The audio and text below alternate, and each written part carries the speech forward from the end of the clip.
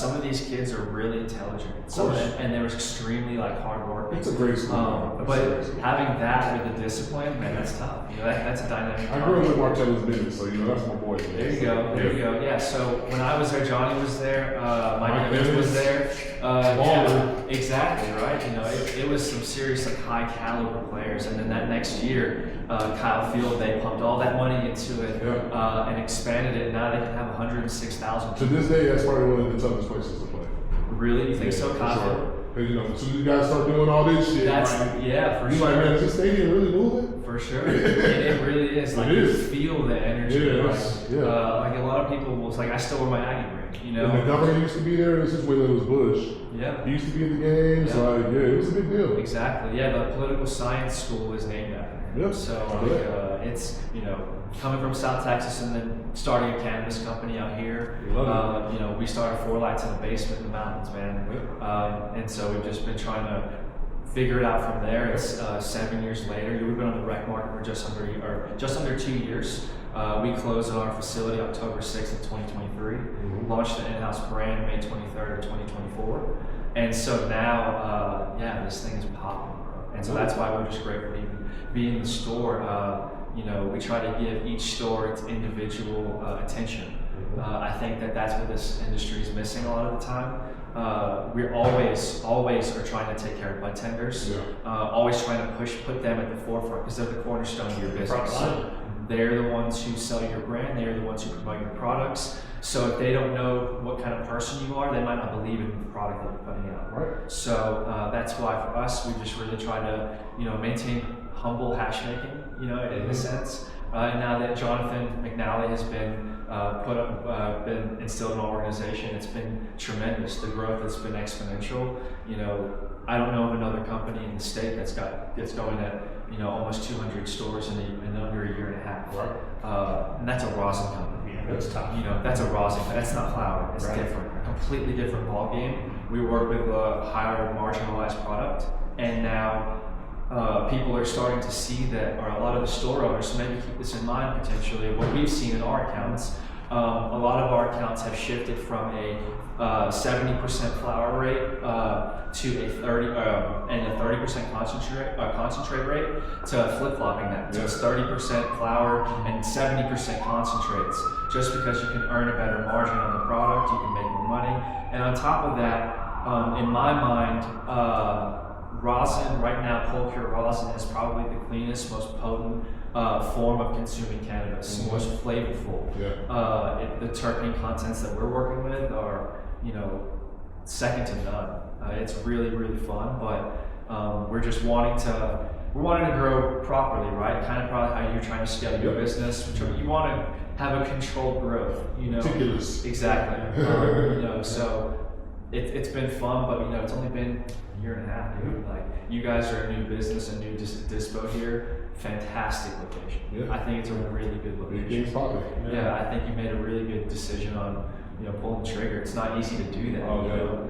Well, I think he was kind of watching how the price per pound has dropped dramatically in the last year, and being a grow and servicing only wholesale was probably something where it's like, I just can't survive unless we figure out a way to, you know, have our margins where we need it to be in order to survive. So this was the next step. Gotcha.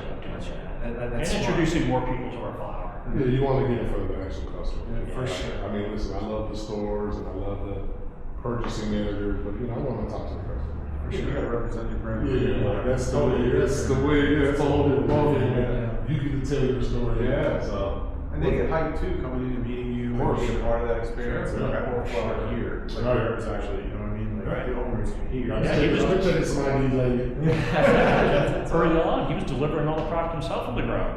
He was doing it. He was walking in, talking to the managers. That's how we met. That's how we met. And if you don't do that, then you risk the chance of not getting anything in your shop. Because you got to be a good salesman. Your story is huge. And granted, the flower has to be good, but just think if your flower is good.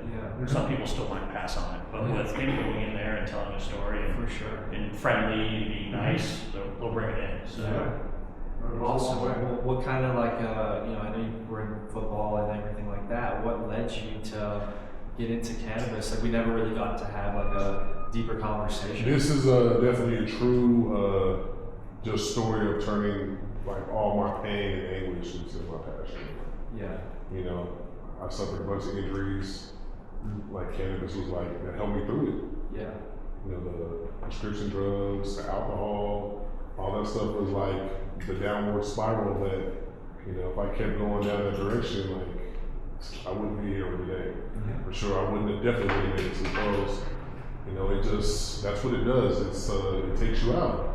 You know, I seen my personality changing. I seen, you know, just, I didn't give a fuck.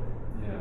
You know, and I was getting ready to throw it all away. And, you know, cannabis, and at the time, you know, when you're 21, 22 years old, you don't really understand like the benefits of it, but it truly was just helping me navigate and like clearing the path for me, just so I can just figure out like what my next move was or how I was going to survive the situations that I was dealing with. Yeah. You know, and like I always say, you know, you got to have something that you stand on. For me, cannabis is therapeutic. Like it was just giving me that therapy I need to like, okay, like you're in this storm right now, like how are you going to get yourself out of it? Versus, you know, if you're drinking every day, like there is no getting out of it. Like that shit is going to sink. Yeah. You know, either you're going to get caught in some bad situation, some accident, you might kill somebody, drinking drugs. There's just so many different factors when you're dealing with alcohol and, you know, the drugs and all that stuff that, you know, you have no control of. At least with cannabis, like, you know, I'm calm, I'm chill, I'm thinking, like, you know, and that's the stuff that people don't really understand and that they weren't teaching us or talking about. Yeah. You know, when we were younger, especially in Texas. Like that's the crazy part is like the propaganda that you were getting fed in Texas. Like, I'm like, well, that's not how I feel. You know, this shit isn't the devil's lettuce to me. Like, this shit actually makes me feel good. My moods, I'm a nicer person. Like, I'm calm. I'm not running the streets. Like, you know, like that's like the anti what you need to be doing. For sure. You know, at that age, especially if you're a young athlete, man, like you don't need to be running the streets, man. Like poison your body. Like you need to be at home, chilling, man, focusing on school and, you know, trying to get yourself to the next level. And that's what cannabis helped me do. It's helped me survive the situation that I was in. Gotcha. So I mean, being from here, it was like as soon as I got back and got done playing, I was like, you know, the transition period was always like, damn, what else do I even love or care about when it comes to football? Man, that's why most guys go be coach. Yeah. It's just a comfort zone. Like, what else do we even like to do? Yeah. I can go coach. I wanted to get outside of my comfort zone, and you know, obviously, it's hard to replace something like football, like at that level. I mean, what else? Get to play in front of 100,000 people. Yeah, that's crazy. You know, like it's crazy. But cannabis is, I mean, you know, it's you can find love in that plant. Yeah. Like you can love the plant. Yeah. I love the plant. For sure. I love how it makes me feel. I love how it makes other people feel. Yeah. I love the community that it brings together. I love the narratives, the stories that you get to create from it.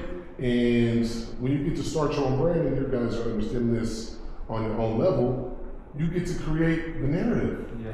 Not the shit that they were telling us, like, here's our story. Yeah. And it's not no made up shit either. Exactly. Like, I'm not making this up. I agree. Like, I grew this shit from seed, I grew it from clones, like I'm smoking it, I'm trying it, I'm giving it to my friends, I'm passing it out. Like, so the proof is in the pudding of the narrative. Like, this is as authentic as it gets, like no fluff. I agree.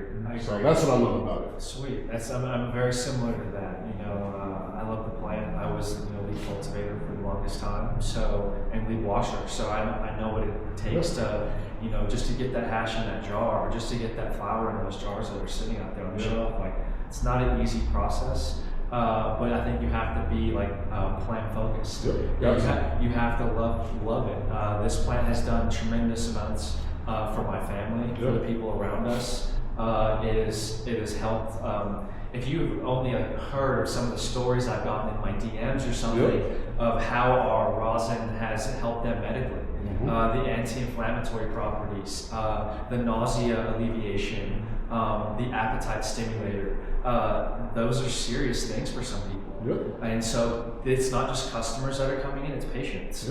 So if people only looked at it in that eye as a patient, they're really going to be a lot more concerned with what they're putting in their body. Same way that they are with food. So, you know, that's why stores like yours or, you know, everyone else is trying to carry quality